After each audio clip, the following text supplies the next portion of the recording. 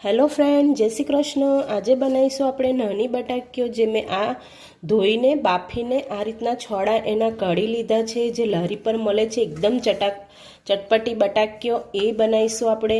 जे मैं आ नानी साइज में बटाक्यो आ 500 ग्राम बटाकी छे ए आज आपणे बनाईशुं। एकदम खावामां टेस्टी लागशे। जे तमे लहरी पर खाओ छो तेने पण भूली जशो एवी सरस बनाईशुं आपणे। तेना माटे हवे आपणे मसालो तैयार करीए।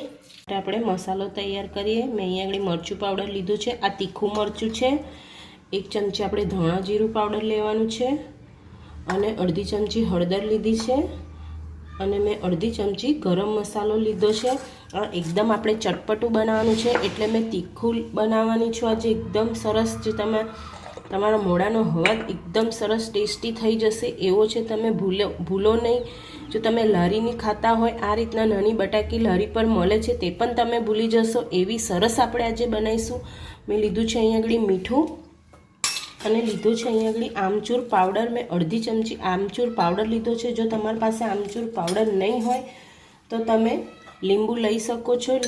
1 લીંબુ लई लेवानुं अने हवे आपणे आमां पाणी नाखीशुं अने एक एनी पेस्ट तैयार करीशुं। आ रीतना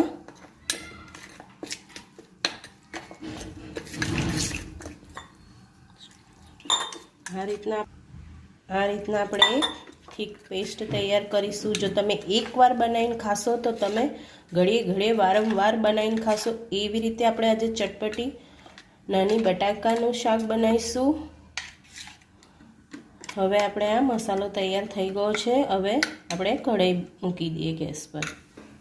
નાની બટાકી બનાવવા માટે મેં અહીંયા ગેસ પર કઢાઈ મૂકી દીધી છે અને ગેસ ચાલુ કરી દીધો છે। मैं कढ़ाई मूकी दीधी है। हवे आपणे 2 मोटी चमची आमां तेल नाखीशुं अने हवे आपणे तेल गरम थवा दईए। तेल गरम थई गयुं छे। मैं 1 चमची राई लीधी है अने 4-5 कड़ी पत्ता लीधा छे।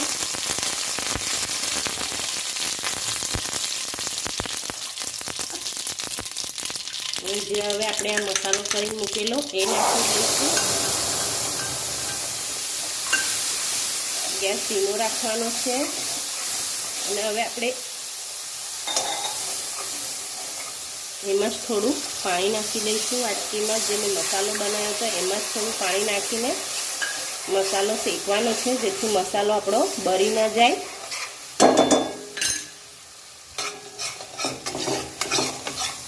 आपणे 1 मिनिट मसालाने शेकता थई गई छे। तमे जोई शको छो आजूबाजू सरस तेल આપણું છોડવા લાગ્યું છે। હવે આપણે આ ટાઈમે અંદર જે છોલી મૂક્યા હતા એ બટેકા નાખી દઈશું। આ બટાકા બનાવવા એકદમ સહેલા છે અને ખાવામાં એટલા જ ટેસ્ટી લાગે છે। આ તમે આને ભૂંગળા સાથે ખાઈ શકો છો। જે આપણે ભૂંગળા બટેકા કહીએ છીએ એના સાથે પણ તમે આ ખાઈ શકો છો। તમે રોટલી જોડે પણ આને ખાઈ શકો છો। તમે આમાં એને ચાટની જેમ એને ખાઈ શકો છો। બહુ જ સરસ લાગે છે। હવે આપણે થોડા ધાણા નાખી દઈશું